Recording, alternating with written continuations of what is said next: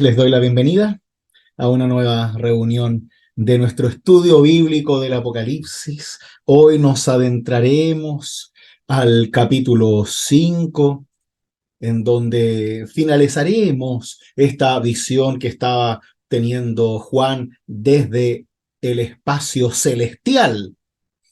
Juan partió desde la tierra y ahora ve desde el cielo en su visión. Pues así las invito a tener un momento de oración y nos preparamos para la lectura de la palabra de Dios. Oremos. Todopoderoso y eterno Dios, derrama tu Santo Espíritu sobre nosotros, que tus ojos estén puestos en nuestra palabra, en nuestra voz, en nuestro entendimiento, para que todo aquello que podamos decir y comprender hoy nos haga conocer un poco más de tu voluntad. Te lo pedimos en nombre de tu Hijo Jesucristo, nuestro Salvador. Amén.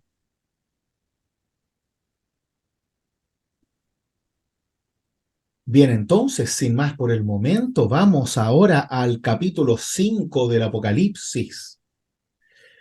Como dijimos, Juan está en una visión desde el cielo. Y en el cielo, Juan logra ver un trono.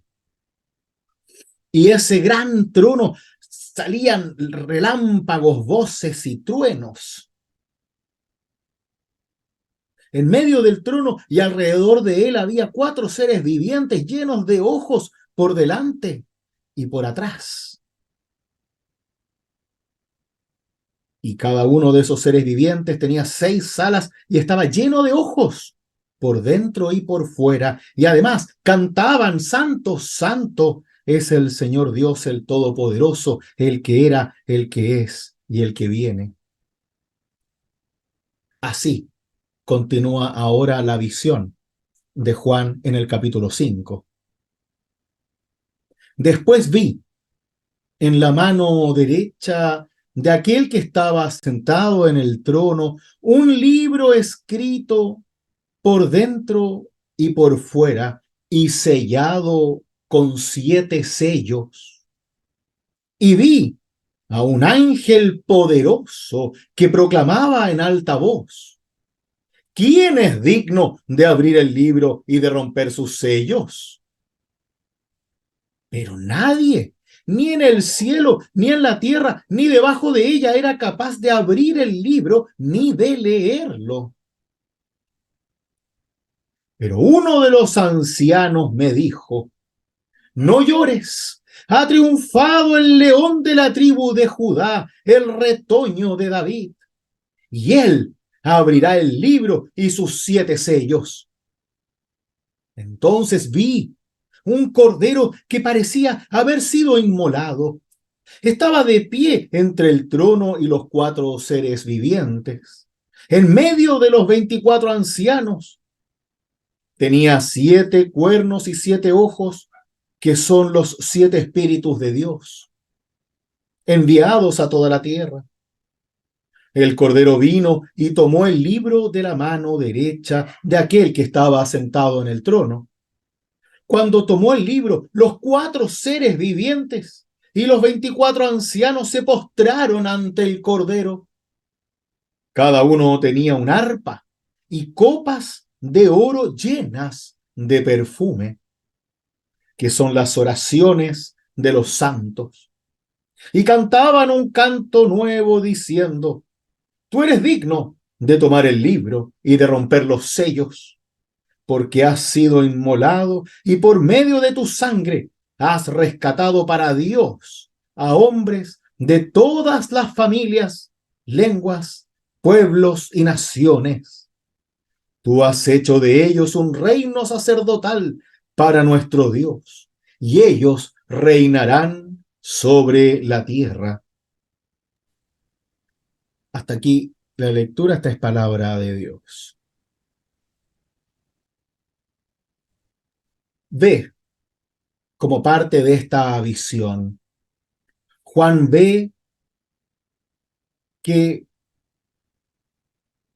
en la mano derecha de aquel que estaba sentado en el trono, la mano a la cual tiene la justicia, la confianza, a la derecha siempre está aquello que hace el trabajo. Y allí aparece un libro escrito por dentro y por fuera, sellado con 7 sellos. Un libro siempre nos hace pensar que hay un mensaje allí. Si yo entro a una sala y lo único que veo es un libro, por supuesto que voy a querer saber qué es lo que dice, porque puede ser el centro de todo. Y más aún en aquella época, un libro escrito por dentro y por fuera tiene que haber sido un libro con mucha sabiduría, con mucho trabajo. Recordemos que no habían tantos libros y era carísimo. Entonces un libro era algo preciado y que se cuidaba como hueso santo.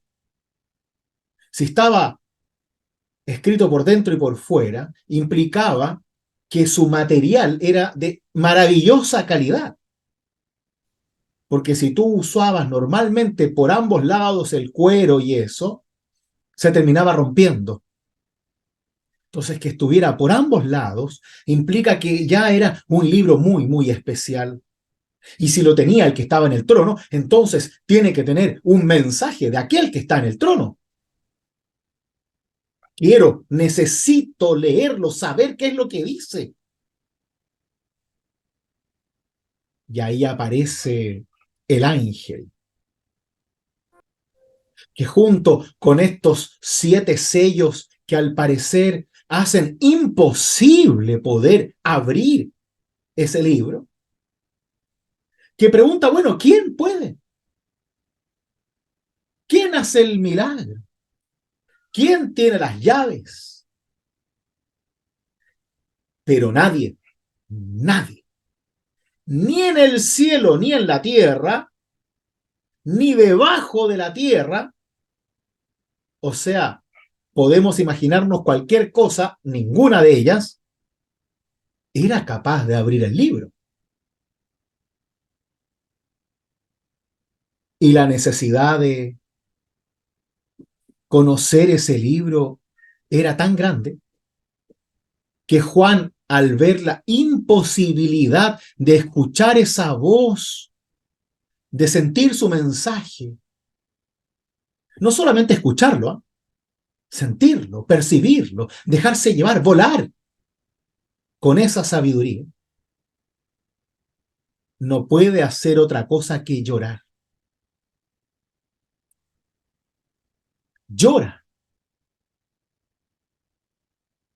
de impotencia, de frustración, porque hay un conocimiento divino que lo tiene justo al frente y no puede acceder a él.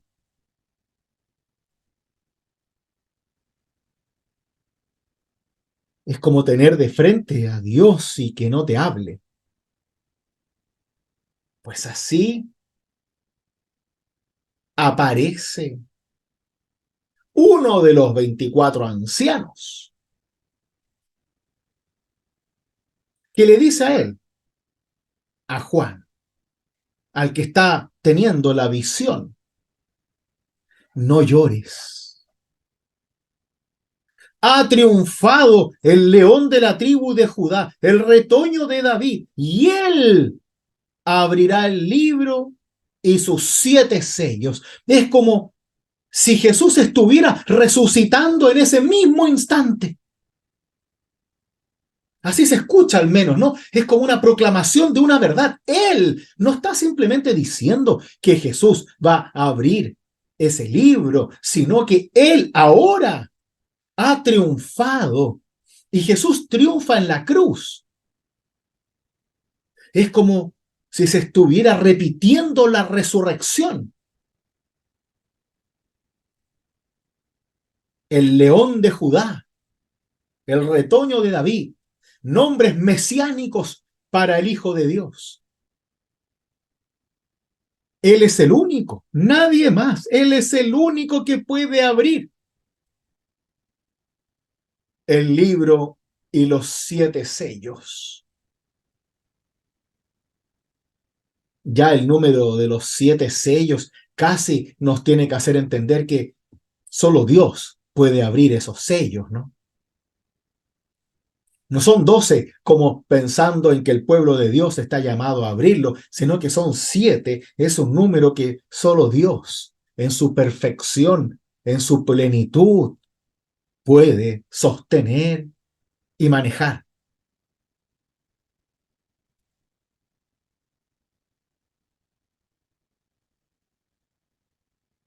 Pues Juan llora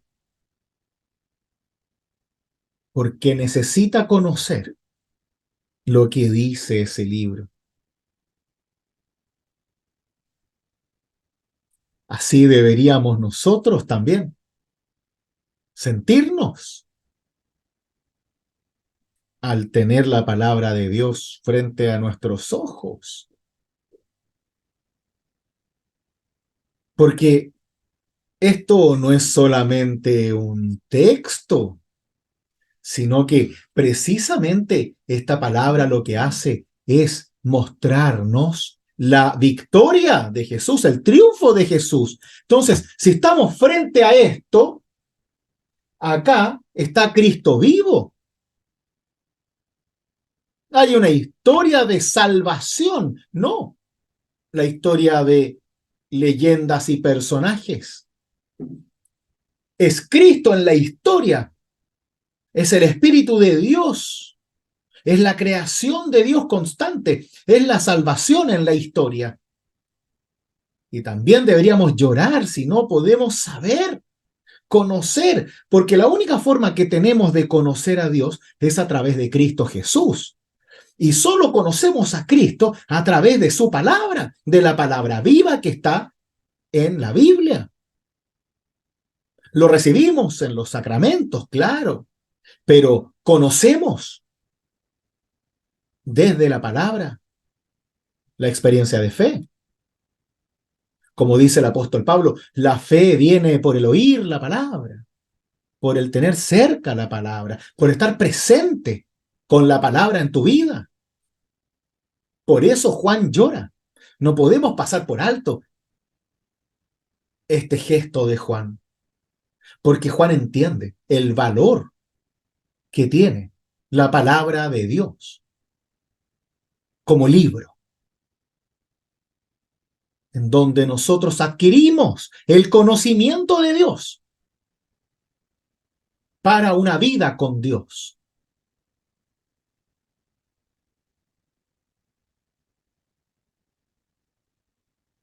Así es como se aparece el Cordero. Un Cordero que parecía haber sido inmolado, sacrificado en el fuego. Al parecer sin daño, o sí, pero no tanto porque lo puede reconocer. Quizás lo reconoce por su obra, por su victoria, más que por la piel quemada, aunque la inmolación siempre tiene que ver con el fuego.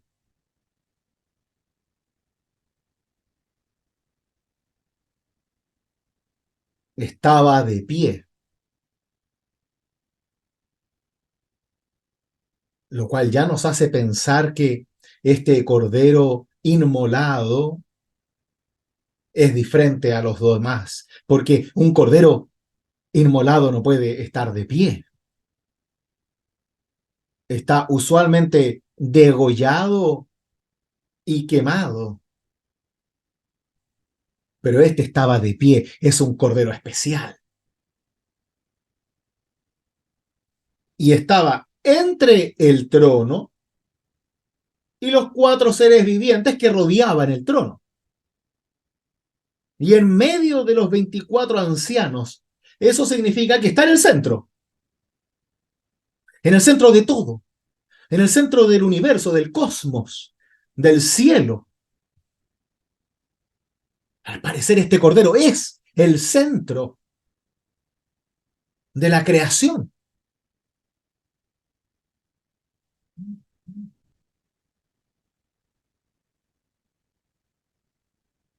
Y tenía qué cosas: 7 cuernos, 7 ojos, que son los 7 espíritus de Dios enviados a toda la tierra. Pues, ¿qué nos dicen los cuernos y los ojos? ¿Qué simbolizan estos cuernos y estos ojos? Los cuernos son plenitud de poder, de fuerza, y los ojos, como está de 7 cuernos, plenitud, o sea, lo máximo, o sea, el poder máximo. Y 7 ojos es perfecto conocimiento, que todo lo ve, que todo lo conoce.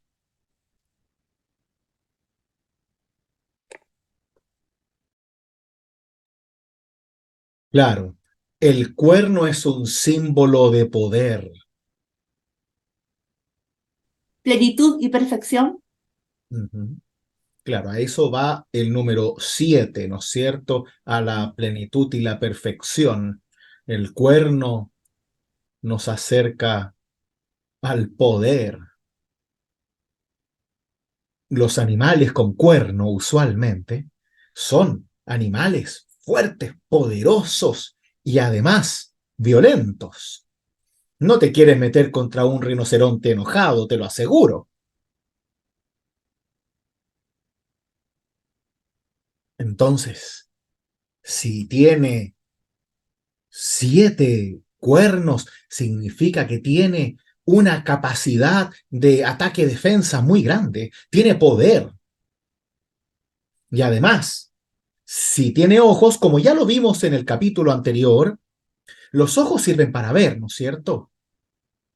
Es la plenitud de la sabiduría, porque a través de la vista uno conoce, aprende, y a través de la vista, simbólicamente hablando, Dios nos visualiza a nosotros, nos hace visibles que existimos a sus ojos para su amor.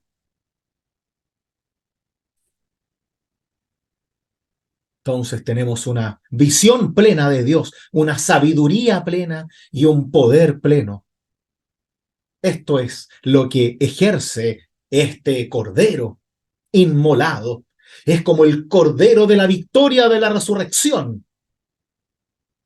que vence el mal con el poder de Dios, con un poder divino que está por sobre los reinos, por sobre los imperios, por sobre el poder del César.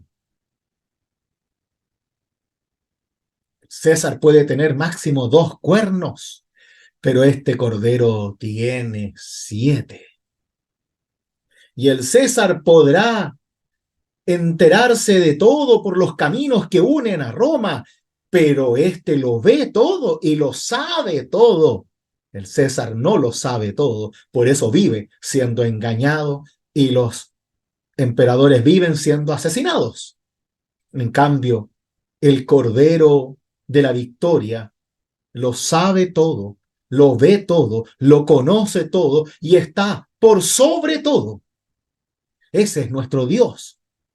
No hablamos de un diosecito chiquitito, hablamos del Cordero. En este sentido, el Cordero representa la fuerza de la iglesia, más que la iglesia misma. Es la fuerza y el poder de Dios para la salvación de los creyentes en la iglesia como santos de Dios. Ahí está la importancia, creo yo, Miriam, de un poco definir lo que es de Dios y lo que es de nosotros. El Cordero es de Dios, pero es dado hacia nosotros. Por eso está inmolado. Porque el sacrificio ya ha sido hecho, pero ese sacrificio ha sido hecho por nosotros. Y como sale justo después de esto, esa sangre adquiere para nosotros la salvación. Pero nosotros somos destinatarios de esa salvación, no la salvación en sí misma, ni tampoco el Cordero. De ahí que se dice Cordero de Dios que quitas el pecado del mundo. Así es. El Cordero representa la fuerza, el poder, la salvación. Del Hijo de Dios dado por amor a nosotros. Es así que el Cordero viene desde el versículo 7 y toma el libro de la mano derecha de aquel que está sentado en el trono. Toma el libro con autoridad. Y cuando toma el libro, los 4 seres vivientes y los 24 ancianos se postran ahora ante el Cordero. Antes se habían postrado ante el que está en el trono, pero ahora se postran ante el Cordero, como diciendo, mostrando que el Cordero ahora es el centro del cosmos, el centro del poder, el centro del espíritu, de la sabiduría y la presencia de Dios. Recordemos que los 24 ancianos representaban toda la historia del pueblo de Dios, desde las 12 tribus a los 12 apóstoles, desde el pacto antiguo con el nuevo pacto.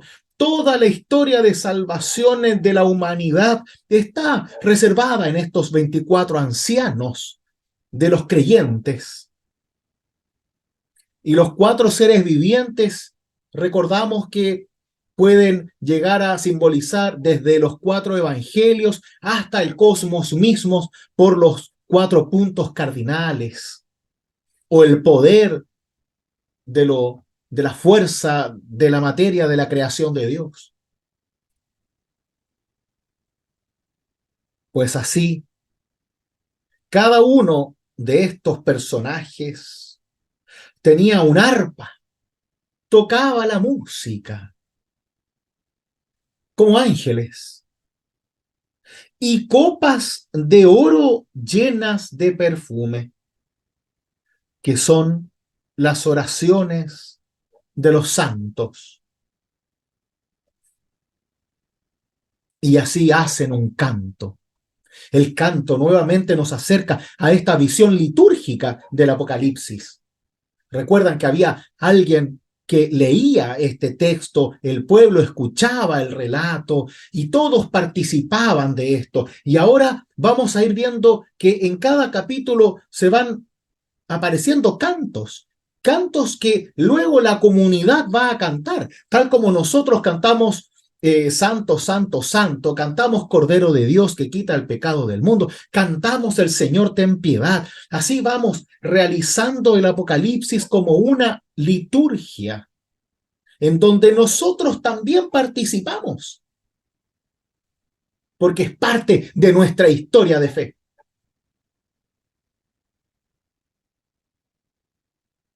Pues ahora, ¿qué hacemos con esta arpa y las copas de oro llenas de perfume o aceite precioso que tienen estos ancianos?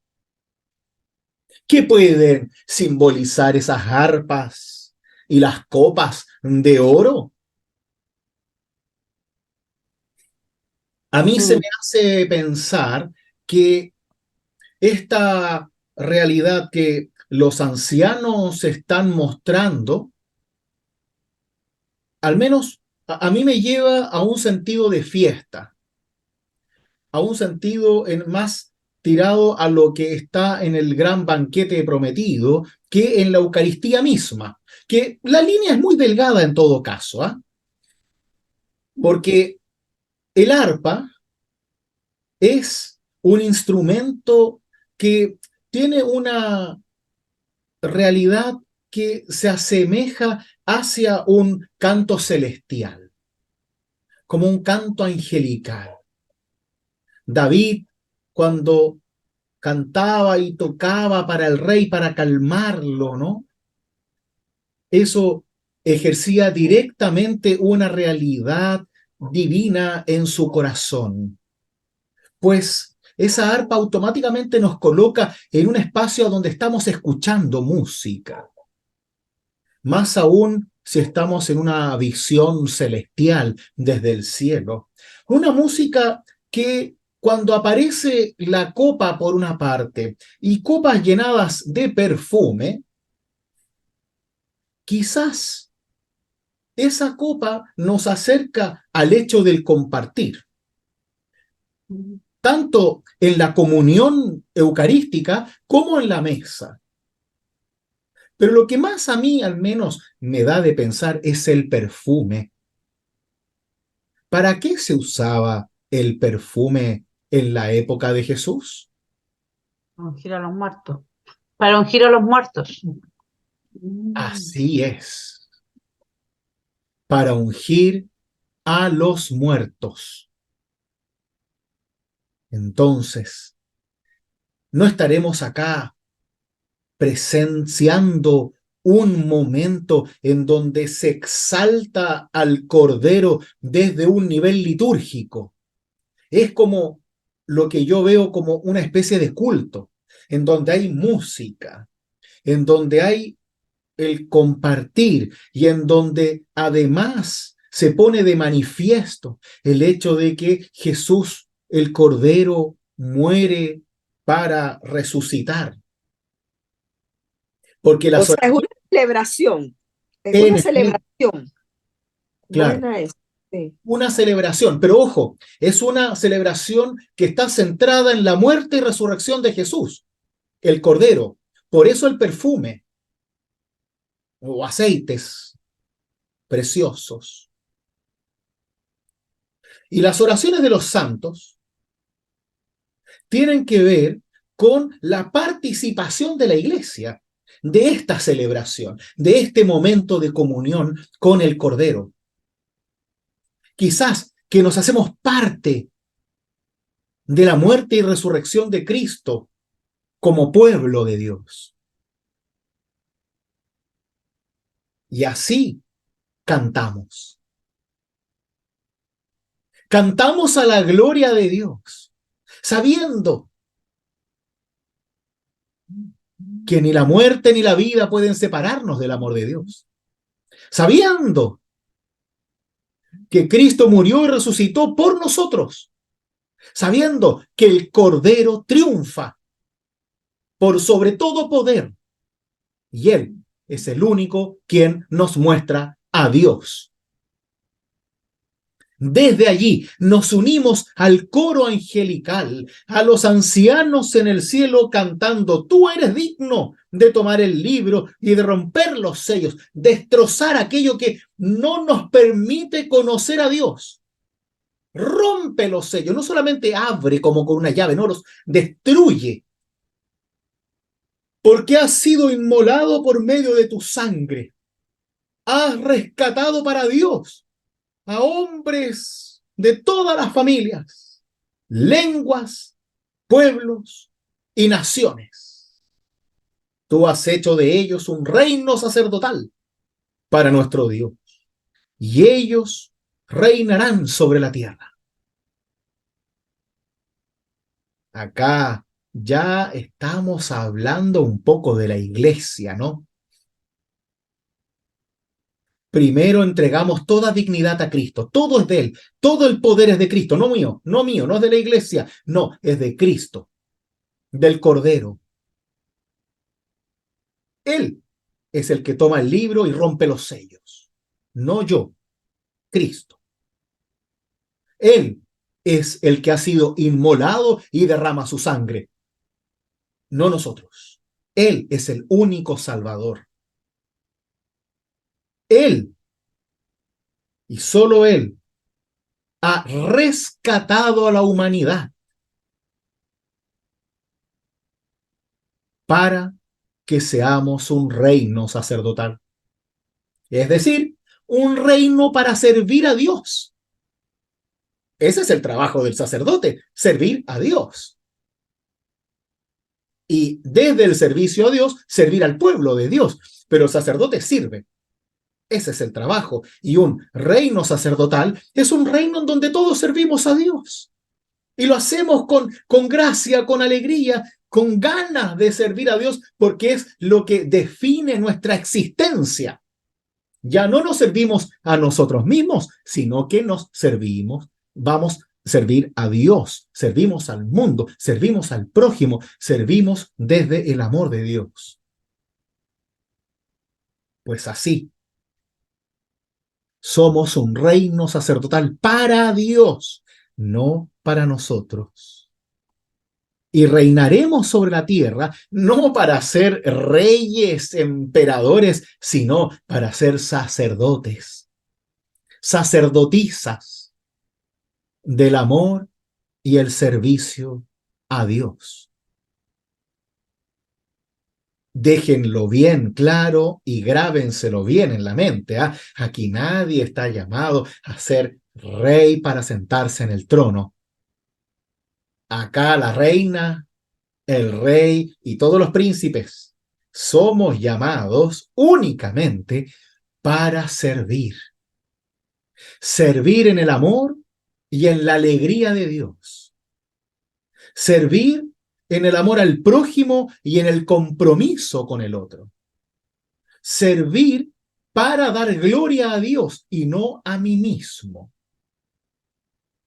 Servir entendiéndonos a todos nosotros como santos, como iguales a los ojos de Dios en igual santidad dada por el bautismo. Acá no hay un rey más grande que el otro, un santo más alto que el otro, no. Todos iguales a los ojos de Dios en igual santidad, necesidad y amor de Dios. Automáticamente nuestra mente, cuando habla de reino, de reyes, etcétera, siempre yo me voy a ver en un trono, siempre me voy a ver ahí con la corona de oro y la espada decidiendo sobre las vidas de los demás, pero aquí no es así. Ese reino del cual participamos todos es el reino del sacerdocio, del servicio, humilde y amoroso a Dios y a los demás. Para que nadie se engañe. Ya los discípulos le preguntaban a Jesús, ¿quién va a ser el que se sienta a su derecha y a su izquierda? No caigamos en esas mismas preguntas porque no vamos para allá. El cielo ya está lleno de ancianos y seres vivientes. No. Nosotros estamos para servir aquí, gente. No en el cielo. En el cielo, al menos yo voy a descansar. Ustedes no sé. Aquí estamos para servir. Por eso somos un reino sacerdotal. Por eso nosotros como luteranos creemos firmemente en el sacerdocio universal de todos los creyentes. Todos somos sacerdotes y sacerdotisas. Aunque hay 1, 2 o 3 llamados a ejercer el ministerio ordenado del sacerdocio, todos somos sacerdotes al servicio de Dios. Es decir, que todos debemos hablar de Dios, todos debemos servir en diaconía, todos debemos ser servidores, sacerdotes, sacerdotisas para Dios.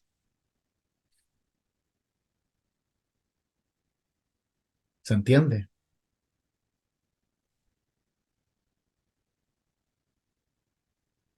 Pues desde ahí continuamos con la visión de Juan desde el versículo 11. Dice así. Y después oí la voz de una multitud de ángeles que estaban alrededor del trono, de los seres vivientes y de los ancianos. Su número se contaba por miles y millones, y exclamaban con voz potente: el Cordero ha sido inmolado, es digno de recibir el poder y la riqueza, la sabiduría, la fuerza y el honor, la gloria y la alabanza. También oí que todas las criaturas que están en el cielo, sobre la tierra, debajo de ella y en el mar, y todo lo que hay entre ellos, decían: al que está sentado sobre el trono y al Cordero, alabanza, honor, gloria y poder por los siglos de los siglos. Los 4 seres vivientes decían: amén. Y los ancianos se postraron en actitud de adoración.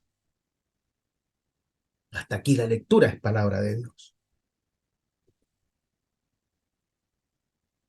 Volvemos a los cantos. Cantos de alabanza y gloria a Dios. Estamos constantemente centrándonos en Dios y no en nosotros. Los seres vivientes, los ancianos, los ángeles, todos están centrados en el Cordero, porque el Cordero es el centro de la creación, del cosmos, de la salvación, de la historia. Por eso, solo el Cordero, solo Cristo es digno. Nadie más es digno. Solo el Cordero es digno de recibir poder, riqueza, sabiduría, fuerza, honor, gloria y alabanza. Que te quede claro.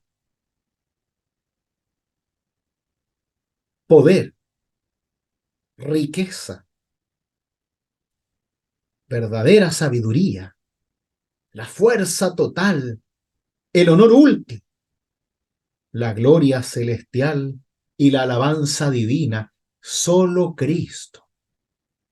Nadie ni nada más. Si tú buscas esa gloria, entonces te transformas en Satanás, en la bestia, en el imperio, en el que desea ostentar el poder de Dios en el mundo, el poder de la riqueza, el poder de la sabiduría sagrada. No se refiere a la filosofía, se refiere al conocimiento de Dios, a la fuerza y al poder de decidir sobre la vida y la muerte de los demás, al honor para que se postren ante ti, a la gloria y la alabanza para que te traten como Dios. Ojo, ahí está la verdadera tentación, ahí está Satán, como leíamos en los primeros capítulos. Esa es la verdadera bestia, cuando tú te transformas en quien quiere tener aquello que es del Cordero, en cuando tú quieres ser honrado, alabado, tener un conocimiento celestial y superior de Dios, cuando te las dais de profeta, cuando te las das de emperador, de faraón, de dueño del mundo, dueño de las personas. Pues aquí en el cielo están los 4 seres vivientes, los 24 ancianos y millones y miles de millones de ángeles adorando al Cordero. ¿Cuántos crees que te van a adorar a ti? Ya podrás tener. ¿A cuántos vas a engañar? Unos miles, está bien, ya, millones. Pero nunca vas a alcanzar el poder del Cordero, porque solo Él está en el centro de la creación. Solo Él es la voz de Dios. Solo Él es digno.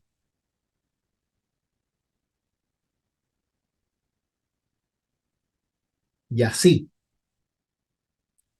ya no son solo las criaturas celestiales las que alaban al Cordero, sino las criaturas de la creación. Eso significa criatura. Viene de criatura, aquello que ha sido creado.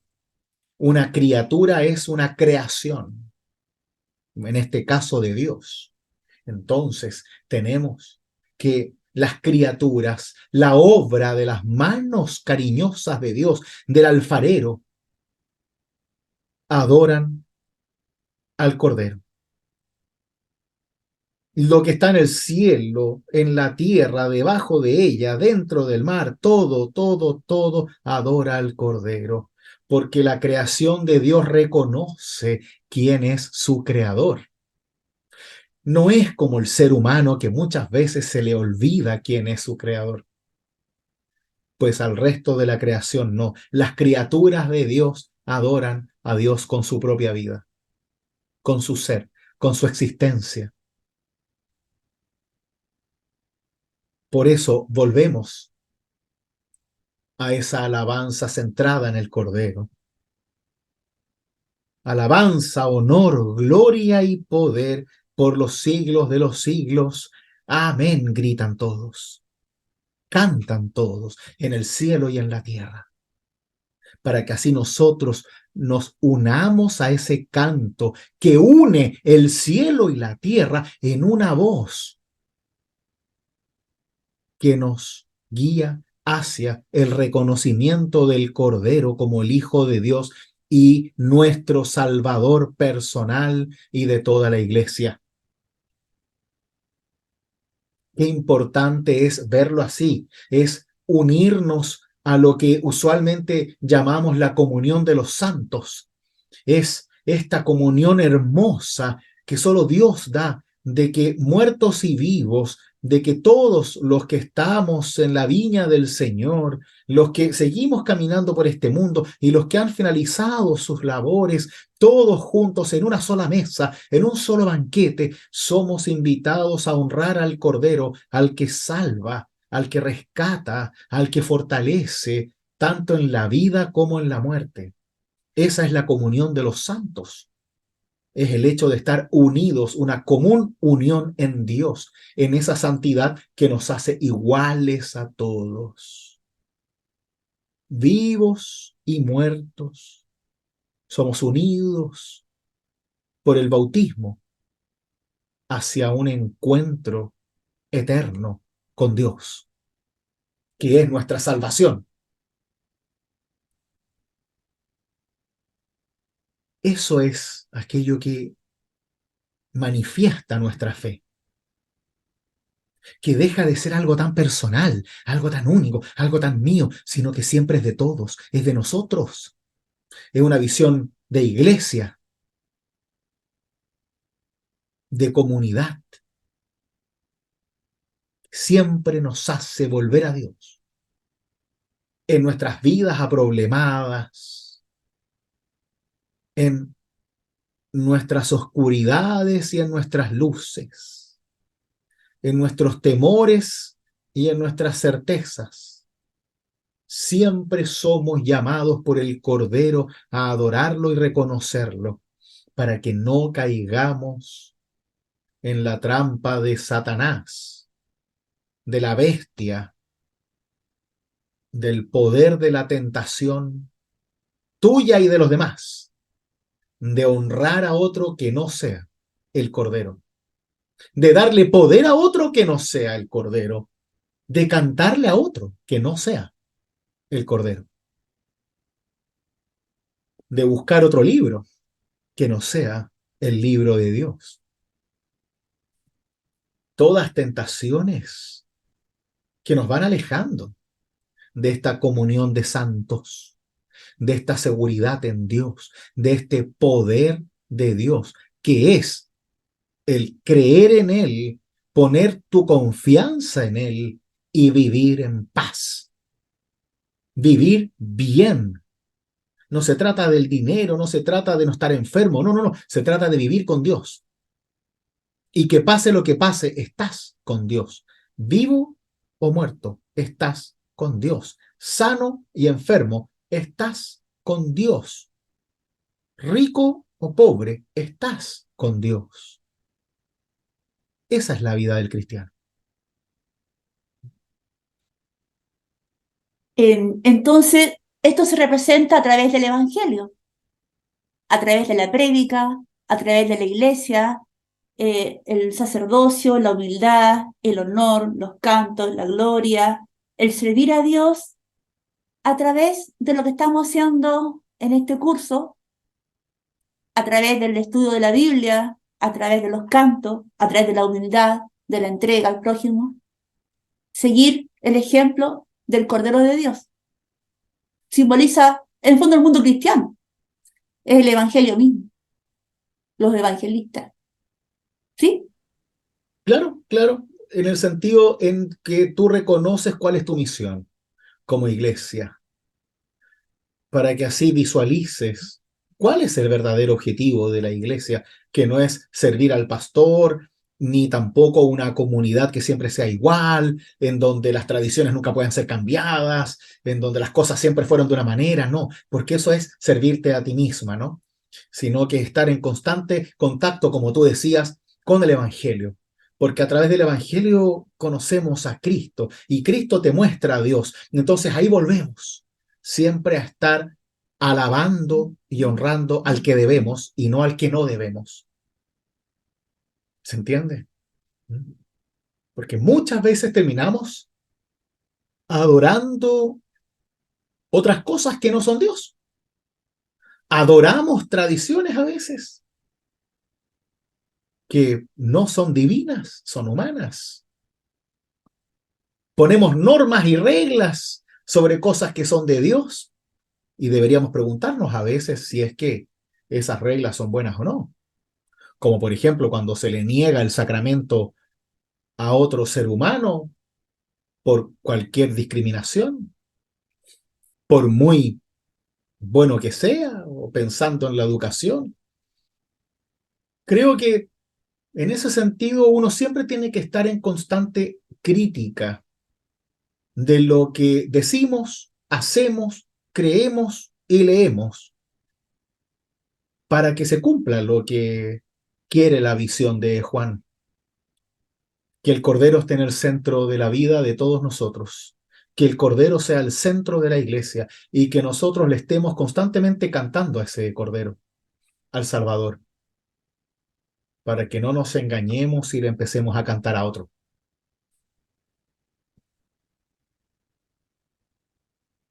En la época de previa a la Segunda Guerra Mundial, los alemanes le cantaban a Hitler y predicaban a Hitler como salvador de Alemania y desde la salvación a Alemania, la salvación del mundo. Y lo cantaban así en la iglesia. Y hay sermones al respecto de pastores aquí en Chile y ni hablar en Alemania sobre eso. Es algo muy real que uno puede decir, pero ¿cómo? Y con un par de años y un poco de buena voz, la iglesia empezó a predicar a Hitler como su salvador. Y eso es lo que tenemos que evitar y estar constantemente pensando en ello. Karin, Gracias. Buenas noches a todos y a todas. Em, Me preguntaba respecto a esta necesidad de adorar. Em, o sea, entiendo la idea de ser leal a un Dios, pero la idea de adorar siempre tiene como una doble cara, porque mi adoración tal vez nunca va a ser suficiente, porque depende de lo que a mí tal vez yo soy el patrón de medida de respecto a lo bien que lo estoy haciendo, ya sea el servir, el adorar, el, el- la alabanza, ¿cierto? El reconocimiento que le entrego a ese cordero o a Dios. Pero pensaba si si acaso eso genera la paz y la tranquilidad que buscamos dentro de, de la iglesia. ¿Y por qué no algo distinto? Más bien la no necesidad de adorar. Por qué adorar? Si la adoración puede tener este exceso de ansiedad por tratar de siempre hacerlo bien y hacerlo en tal medida que se vuelva suficiente para mí en una ficción personal y no así en el modo en el cual debería darme y representarme al Dios en el cual estoy confiando y estoy buscando mi paz y mi salvación. Entiendo. Bueno, tú lo ves desde un posible peligro o tentación hacia el exceso, ¿no?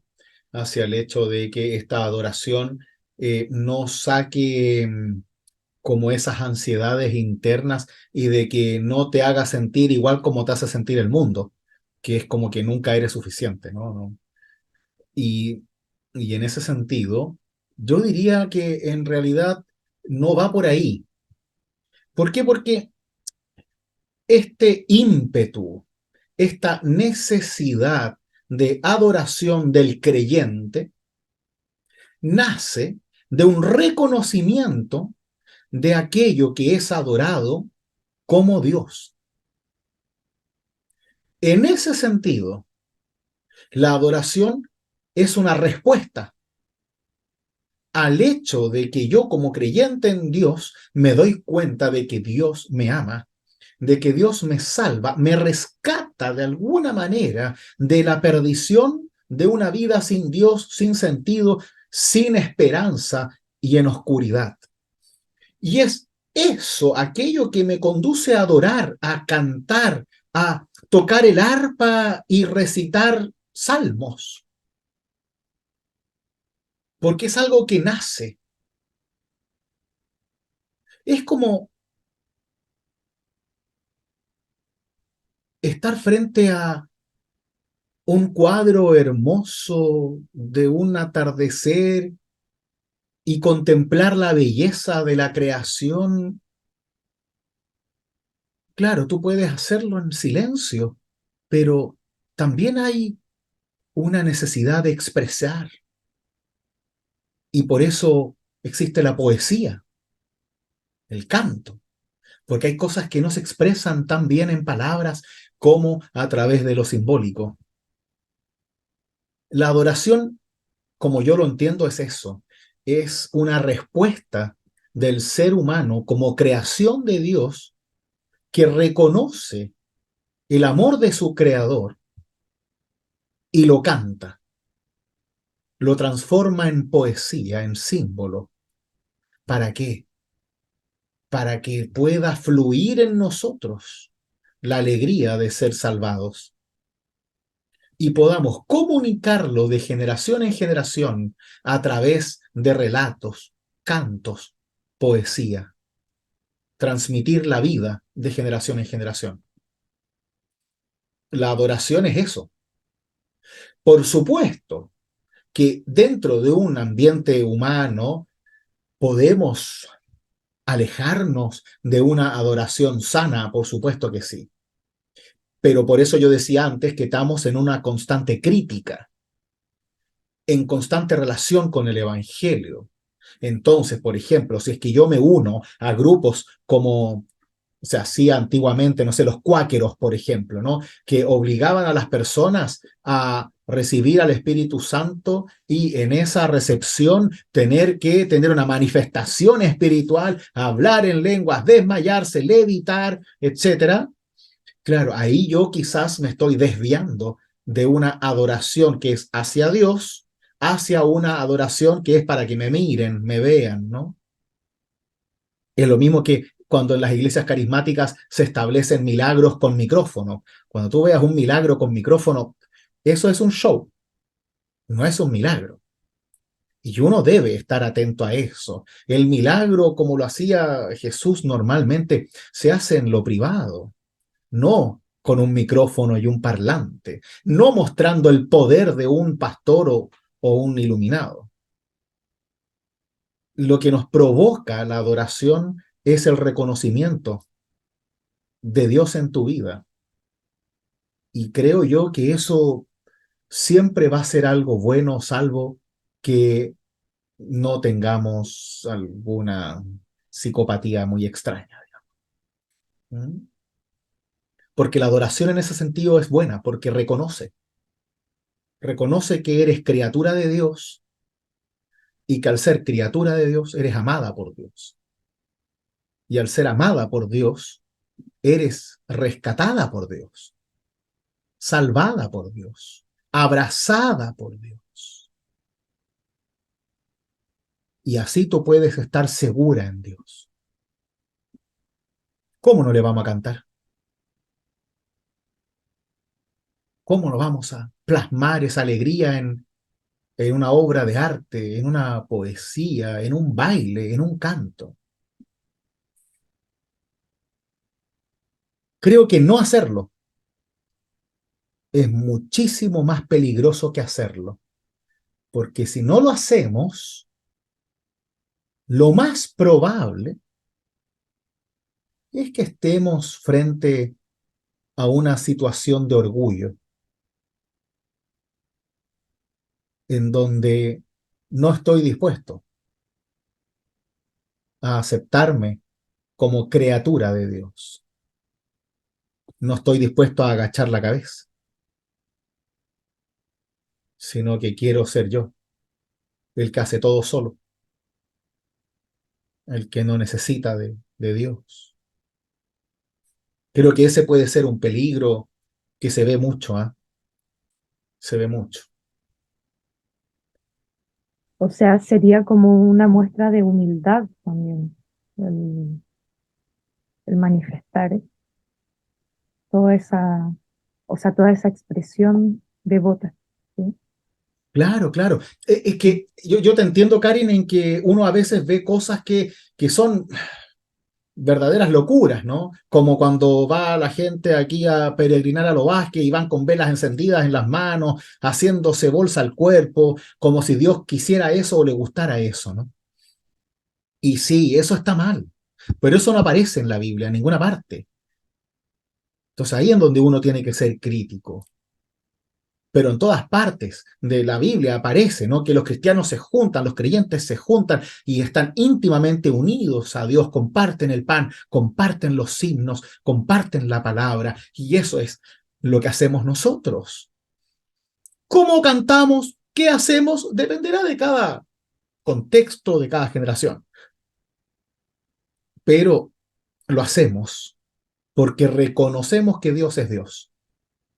Y no mi socio, no mi partner, no mi amigo, no el colega, no el papito, no, no, no, es Dios.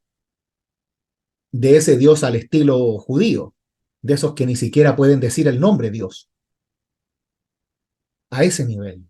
Cuando yo realmente me siento salvado, es que nace la adoración. Si no nace esa adoración, entonces quizás no me siento salvado todavía, y está bien. Es un proceso de fe, porque quizás tengo que darme cuenta de que tengo que ser salvado aún. Quizás aún creo que tengo demasiado poder sobre todo lo que hago.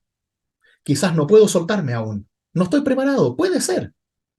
Por eso los caminos de fe son de toda la vida.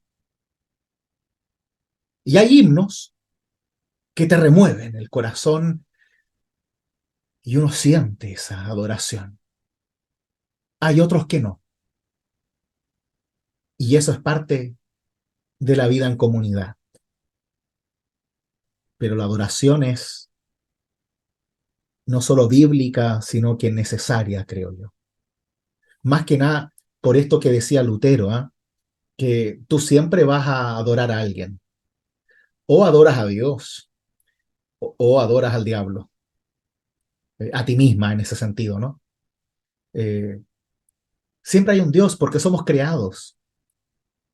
Entonces la tentación de que llegue un iluminado y termines adorándolo es muy alta. Uno cree que esas cosas no pasan, pero pasan.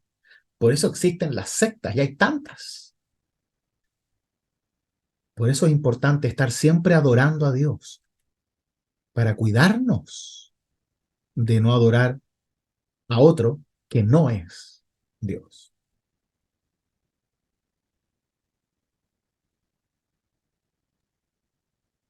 ¿Puedo decir algo cortito? Yo creo que uno adora a Dios en el día a día, en el vivir de cada uno.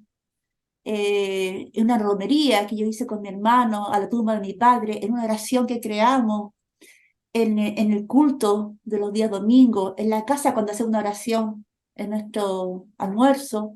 O sea, adoramos a Dios en todo lo que hacemos en forma humilde. Creo que eso es mi manera de pensar. Claro, es que yo creo que hay dos formas de adorar a Dios, ¿no? En cuanto a lo personal y lo comunitario. Yo veo acá en el Apocalipsis que hay una invitación constante a lo litúrgico, a una adoración comunitaria, pero ciertamente, como tú dices, Miriam, esa adoración comunitaria tampoco es tan válida si es que yo no lo siento en lo personal y no busco esos espacios que nombras tú, ¿no? Esas caminatas, esas romerías, ¿no? Esos espacios, ese compartir, que a la larga me hace ir reconociendo en el día a día que Dios es mi Dios, a lo cual cuando me junto contigo, con el otro, con el hermano, la hermana, entonces juntos vamos adorando a este Dios que nos da vida y que nos da esperanza. ¿Mm? Por eso, claro, es tan importante lo personal como también lo comunitario y litúrgico. Por eso es importante que cada uno de nosotros tenga un lugar, un espacio sagrado en su hogar. Tenemos que hacer eso. Un altar en el hogar es muy importante, porque vamos así acercándonos a esta experiencia de lo sagrado, a esta cercanía con lo sagrado, que no significa que sea un lugar mágico, sino un lugar de encuentro con Dios, que facilita la vinculación con Dios. No significa que si estás en el monte no puedas comunicarte con Dios, claro que sí, pero cuando hay símbolos que me remiten a Dios, que me vinculan con Dios, eso facilita esa conexión y la adoración a Dios.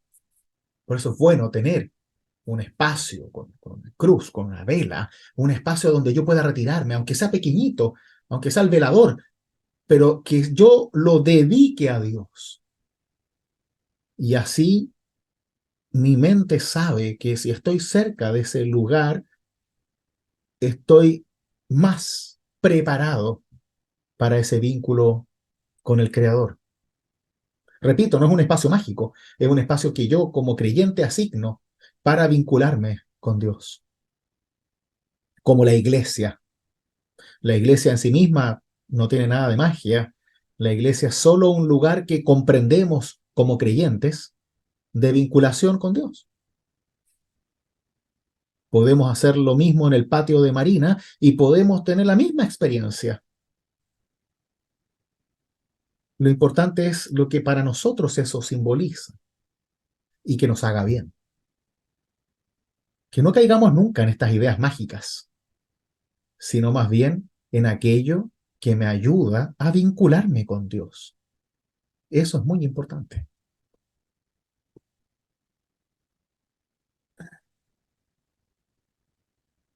Muy bien, espero que se haya entendido, Karin. No sé si te hizo sentido. Sí, muchísimo. Muchas gracias. Bien. Cualquier cosa, pregunten nomás, por favor. ¿Sí? Qué hermoso. Bueno, como van saliendo estos temas que nos ayudan a comprender nuestra propia vida de fe. Es increíble cómo este Apocalipsis nos hace volar, ¿eh? Nos tira para el cielo, nos devuelve a la tierra, nos vuelve al cielo con ángeles, con seres, y a la larga siempre terminamos en esto, en la comunión con Dios, en el sentir esa cercanía con Dios y que nos haga bien. El día en que sientan que les hace mal, salgan corriendo de la iglesia.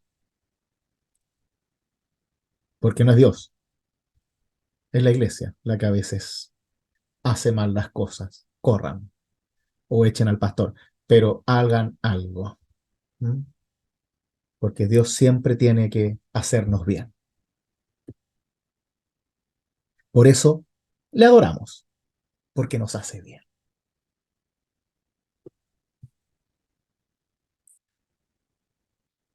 Muy bien, queridas.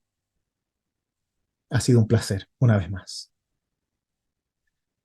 Las invito a tener un momento de oración y así nos ponemos en las manos de Dios para continuar nuestros caminos por este mundo con el arpa en una mano y con la Biblia en la otra.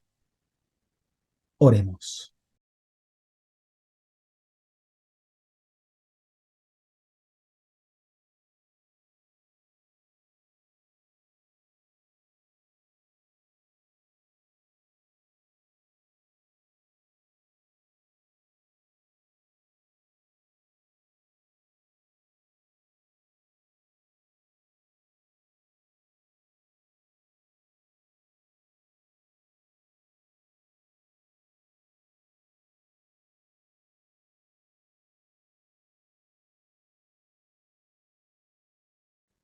Amado Dios, a través del Cordero, tú nos das la salvación. Permítenos abrazar esa salvación con todo lo que somos y tenemos para poder adorarte y agradecerte con una vida próspera, una vida fiel y segura en ti. Que cuando estemos mal, Señor, seas tú el sostén de nuestras vidas. Y cuando estemos bien, también seas tú el sostén de nuestras vidas. Para que no midamos nuestra relación contigo solo por la salud o la riqueza, sino por una vida compartida cada respiro en tu presencia, por una fuerza que tú nos das en todo momento y no solamente cuando lo necesitamos, con una presencia tuya que se hace latente cada vez que sentimos que estamos vivos, para que en la muerte también sigamos vivos en ti.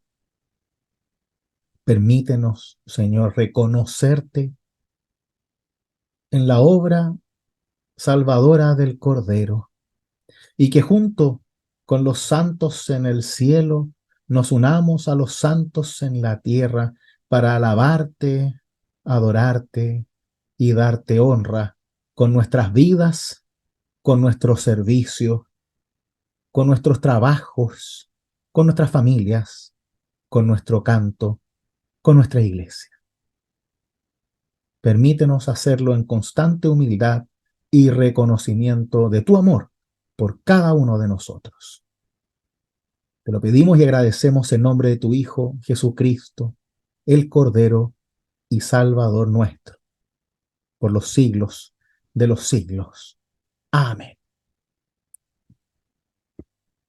Que la bendición de Dios, que es Padre, Hijo y Espíritu Santo, sea con cada una de ustedes. Amén.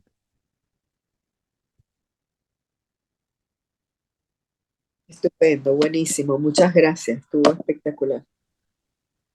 Gracias a ustedes, que tengan Chao, un buen resto de semana. Chao, Chao. chao. chao.